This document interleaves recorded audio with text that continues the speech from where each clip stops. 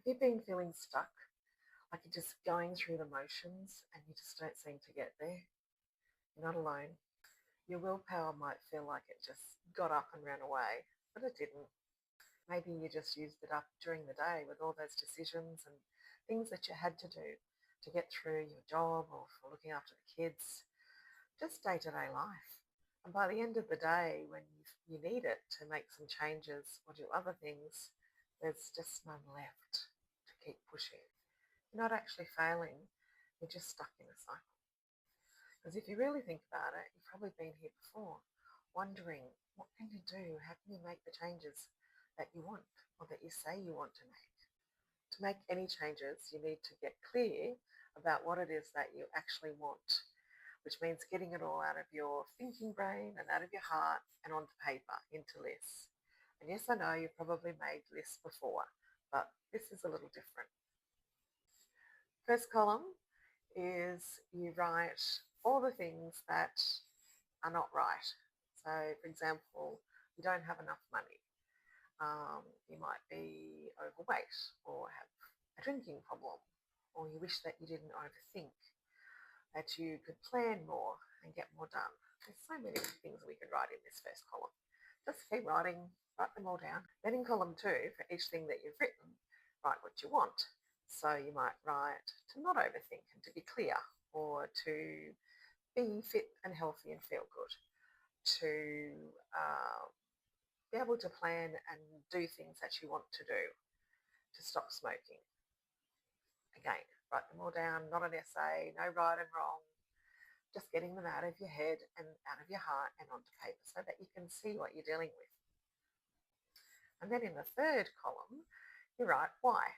Why do I want to lose weight, for example? Or why do I want to stop smoking? Why do I want to be clear thinking? And it's, again, just 1 or 2 words. I want to feel good. I want to be successful. Write it all down, whatever comes.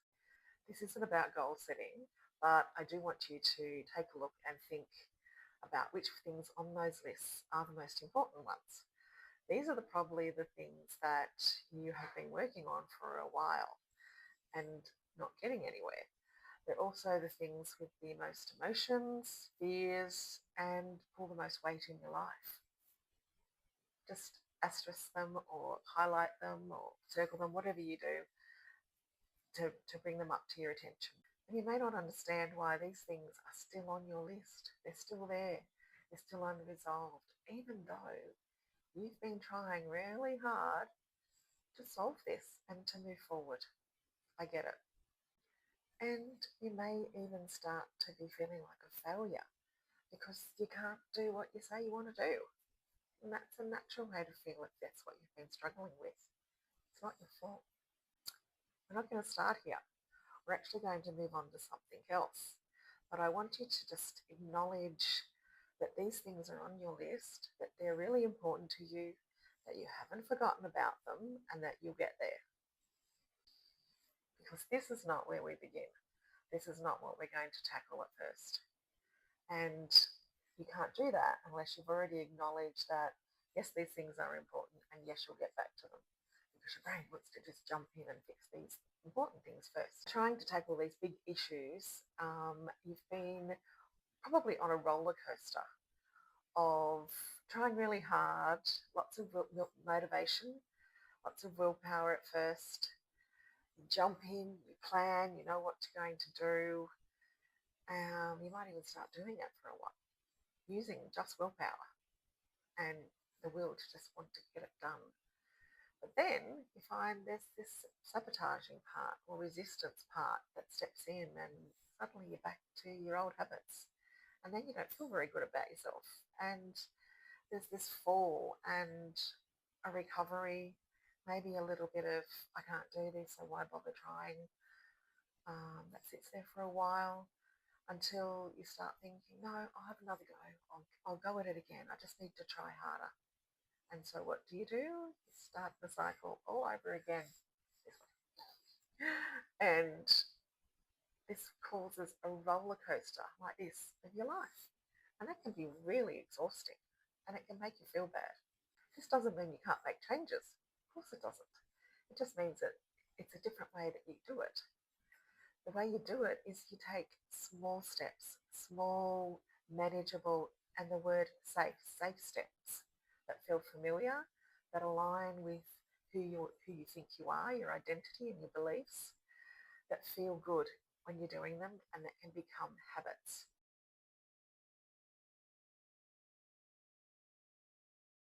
It's habits that drive our daily lives, not all the decisions that we have to make on a daily basis.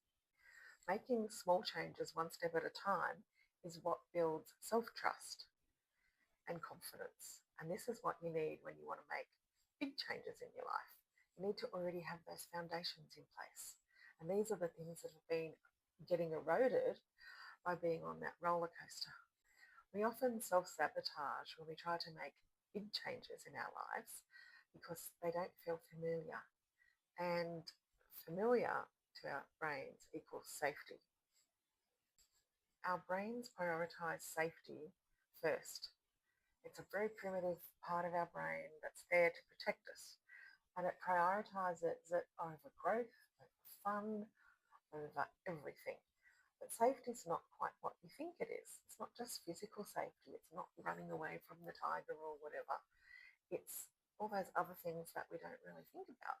And if there's a history of any trauma in your life or any lack of self-care or self-worth feelings, then this feeling of being unsafe when you try to make changes is amplified. The safety, as I said, is not what we think it is. It's not just physical safety. It's so much more than that. Feeling safe is feeling not embarrassed. It's feeling at ease, not uneasy about something. It's not feeling awkward or cringe. Feeling safe is belonging to your social group, feeling like you're part of the work environment or part of your family structure, going along with the habits and things that make you feel like you belong there. Feeling safe is knowing what to do without having to second guess it. It's like those instant habits. It's just, I do this. This is who I am. That's what I do. That's how it works. These are habits that we form may be good or bad, depending on how the other parts of ourselves judge them. Feeling safe is seeing evidence that the grown-up part of you has got this. It's got you. It's going to look after you, not try and bully you, not try and push you, not deprive you. It's got you. It's looking after you.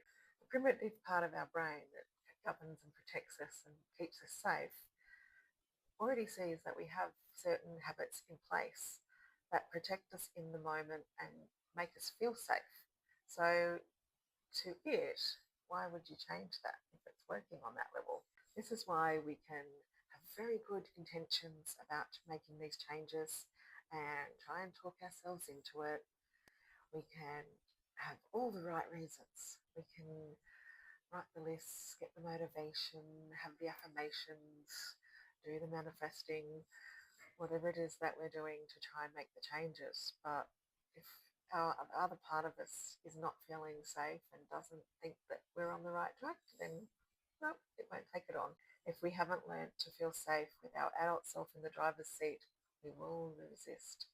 These parts of ourselves that protect us will step up when we feel unsafe and just take us straight back in an instant to what is familiar, because familiar equals safe. And it's important to acknowledge that they're not these parts of us. We all have parts of our personalities. These parts are not doing this because they're against us or they want to sabotage us. They don't want us to move forward. That's not why they're doing it. They're doing it simply because they act on an instinct. Unsafe, protect. That's it. It's as simple as that. These parts work in the now. They don't think about the future. They don't rationalize, and they're not that complex. They are instinctual. So this is why when you decide, I'm going to stop eating sugar and chocolate and snacking because it's not good for me, then you get home and you're feeling tired and you need self-care. And what happens? You eat the chocolate. It's right where you expected it to be, on that shelf in the fridge or the cupboard.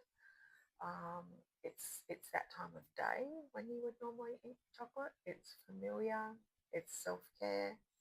Are you understanding? Yeah, it's took me a while to get to. You might even get temporary amnesia about the fact that you decided you didn't want to eat sugar and you only remember when you finished eating the chocolate bar. Oh, that's right. What did I do that for? I had decided I was not going to do that. And then you start not trusting yourself at all. Making small, safe steps might feel like it's too slow and you're not going to get there, but it's the only way to work with all the parts of you and to make it stick, make the changes stick. These small steps should ideally have rewards, immediate rewards in the moment, rewards that involve self-care, comfort, those safety feelings that I was talking about. Things like they make you feel good, they make you feel like you belong, they feel easy, they put you at ease, they make you feel like you're taking care of yourself, you're doing something for you that's easy, quick, and a habit that you can form. The idea is to make them a familiar habit that you don't have to think about before you move on to the next step. So your body doesn't sort of realize that you're making changes that it has associated with being unsafe. Yeah, it's a slow climb that actually amplifies the higher you get on the climb rather than the roller coaster of trying to do it with motivation, willpower alone, the roller coaster. Go back to that list, have a look and see what's on there that could be one of the easiest changes that you could make or work on that doesn't involve too many feelings, doesn't feel too big. Start there and think about what's one small thing that you could change on that list. I'll give you some examples. You might decide that you want to go for a walk or walk more. So you set yourself up by getting your clothes out the night before, buying something that you feel nice in when you go for a walk, picking a friend to go with. It feels like a reward because you get to spend time with them. And then at the end of the day, you might decide, well, what if I just strolled instead of a power walk? What if I had an audio book to listen to or a podcast that I looked forward to? It was me time. If you thought of it as me time, would that make it easier to do? What if the walk wasn't 30 minutes or 10,000 steps that you had to achieve? What if it was, I just want to be able to walk up to this place that's near where I live or around the block every day? Not as a I have to do it every day, but I'm going to try and just do it as a habit every day. It's this time. It's 4 o'clock in the afternoon, or it's after dinner, and I'm going to walk with my partner around the block. We're going to stroll and have a chat. Something to look forward to. And as you move into these bigger steps, yes, you can start. This is when you can start to use more willpower. You can test it a bit and push a little bit more. But you also have to know that you need to check in on yourself and see, am I self-sabotaging anywhere along the way? And if you are, know that that's a sign that you're not feeling safe, and to step it back a bit and find ways to make the new changes feel safer and smaller steps. It's about tweaking it, tweaking what you're doing until you get to where you want to go. Check in on yourself because you're human. And it's just, we're all human. It's a human condition. You're not failing. Your body and your mind and your brain is doing exactly what it's built to do. And you can work with it.